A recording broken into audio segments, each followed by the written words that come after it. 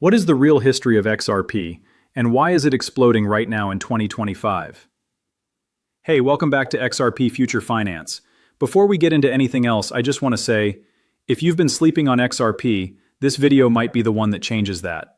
Not because I'm here to hype you up or sell you something, but because the story of XRP is genuinely one of the most underappreciated stories in all of finance. And right now in 2025, that story is hitting a turning point that a lot of people still haven't fully processed. So today we're going to do something a little different. We're not just going to talk about price, we're going to go back to where XRP actually came from, what it was built to do, why it works the way it works, and then we're going to connect all of that to what's unfolding in the market right now.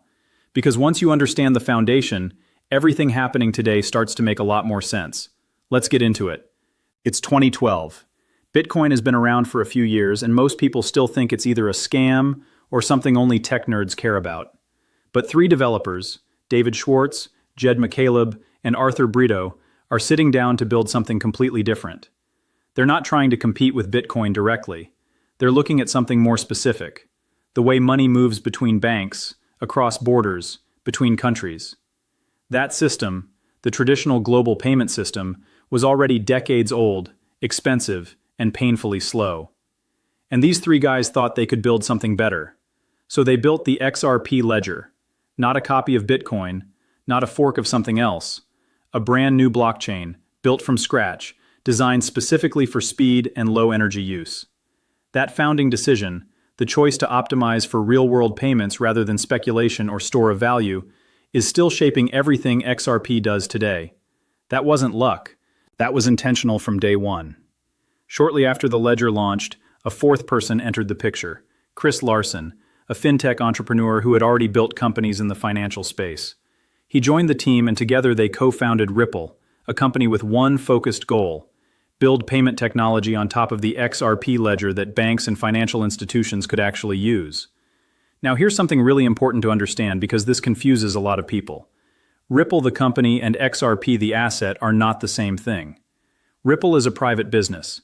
XRP lives on an open-source, decentralized ledger that nobody controls. Not Ripple, not any government, not any single organization. When XRP launched, a portion of the total supply was given to Ripple to fund development and encourage adoption. But Ripple doesn't run the network. That distinction matters, and we'll come back to it in a minute. When the XRP ledger launched in 2012, all 100 billion XRP tokens were created at once. Not gradually, not through mining, all at once, on day one, fixed forever. That's a fundamentally different model from Bitcoin, where new coins are minted every time a miner solves a block.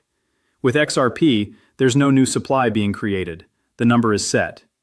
Of those 100 billion tokens, a large portion was put into escrow by Ripple, meaning it gets released in scheduled amounts over time, so it doesn't all hit the market at once. As of 2025, more than 59 billion XRP are currently in circulation, with the rest still sitting in that escrow system. No mining rewards, no inflation, just a fixed pool of tokens, with supply entering the market in a structured, predictable way. That model has implications for long-term value that are worth thinking seriously about. Now let's talk about how the XRP network actually stays secure, because this is one of those things that people rarely explain clearly. Bitcoin uses proof of work, where miners burn electricity competing to validate transactions.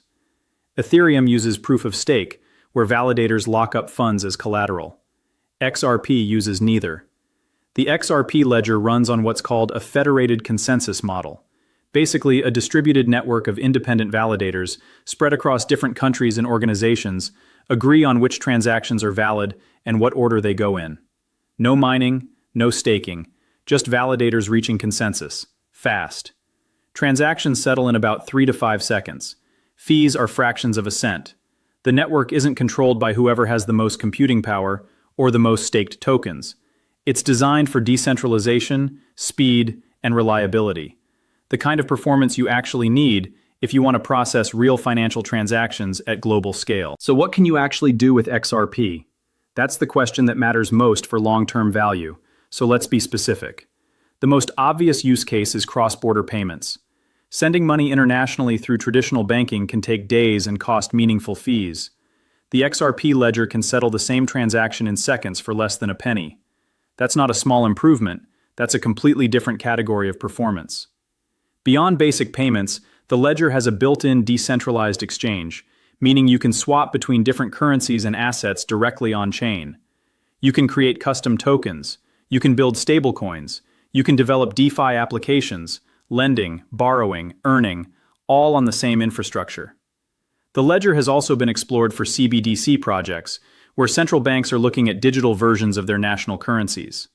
Several governments have quietly run pilots using XRP Ledger technology as the foundation. That's not fringe activity. That's serious institutional exploration of what this ledger can do. Here's a question that comes up in the comments constantly. Can XRP reach $500? And look, I'd rather give you a straight answer than a vague non-answer. For XRP to hit $500, the math looks like this. 100 billion tokens multiplied by $500 equals a $50 trillion total market cap. The entire global stock market is somewhere around $100 to $110 trillion. So hitting $500 would mean XRP alone becomes worth roughly half of every publicly traded company on Earth combined. That's not impossible in theory, but it would require a scale of adoption and demand that goes far beyond anything in crypto history. If you want an honest, grounded take, nobody credibly knows where XRP ends up in 10 years, and anyone giving you a confident specific number for 2030 is speculating, not analyzing. What you can track instead are the actual adoption signals, institutional use, ledger activity, regulatory progress, because those are the things that would actually drive long-term valuation. Now let's shift to what's happening right now, because this is where things get genuinely interesting. Over the past month, XRP has risen more than 60%. That's not a small move. And this wasn't a slow grind upward. XRP broke past its previous all-time high of $3.40, which had stood for years, and moved into the third spot by total market capitalization among all cryptocurrencies. CoinDesk's Shaurya Malwa, looking at XRP's chart structure, noted that after breaking a long-term technical pattern, there's a near-term price target of $6.00 being cited by analysts tracking XRP00 being cited by analysts tracking the move. That's a projection based on technical analysis, not a promise, but it's coming from people who study these charts professionally, and it's worth paying attention to when multiple data points start pointing in the same direction. What's fueling this move isn't just one thing, it's several things landing at roughly the same time. The ProShares Ultra XRP ETF launched recently. This is a leveraged exchange-traded fund that gives investors 2 times the daily return of XRP, and it's available through regular brokerage accounts.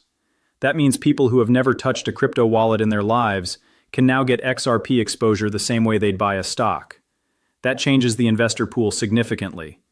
At the same time, XRP futures trading on the CME, the Chicago Mercantile Exchange, where major institutional players operate, hit a record single-day volume. When you see record activity on an institutional derivatives exchange, that's not retail traders making noise. That's serious money coming off the sidelines and taking a position. The regulatory picture is also shifting in a way that matters directly to XRP. The Genius Act, federal legislation in the United States, recently passed, and it provides a clearer legal framework for stablecoins. This is directly relevant to RLUSD, a US dollar-pegged stablecoin that Ripple issues on the XRP Ledger. A stablecoin with regulatory backing that operates on the XRP Ledger means more transactions happening on-chain, more demand for XRP to cover those transaction fees, and more overall utility flowing through the network. Regulatory clarity doesn't just reduce legal risk, it opens doors for businesses and institutions that were waiting on the sidelines specifically because the rules weren't clear. When the rules get clearer, more players show up, and more players mean more activity on a network that XRP sits at the center of. The catalyst that might matter most hasn't arrived yet, and that's the XRP Spot ETF. Bloomberg intelligence analyst James Seyffart has said publicly that there is a 95% probability of XRP Spot ETF approval happening this year. A spot ETF is different from a futures or leveraged ETF because it actually holds the underlying asset, real XRP, custodied and held in a regulated fund structure.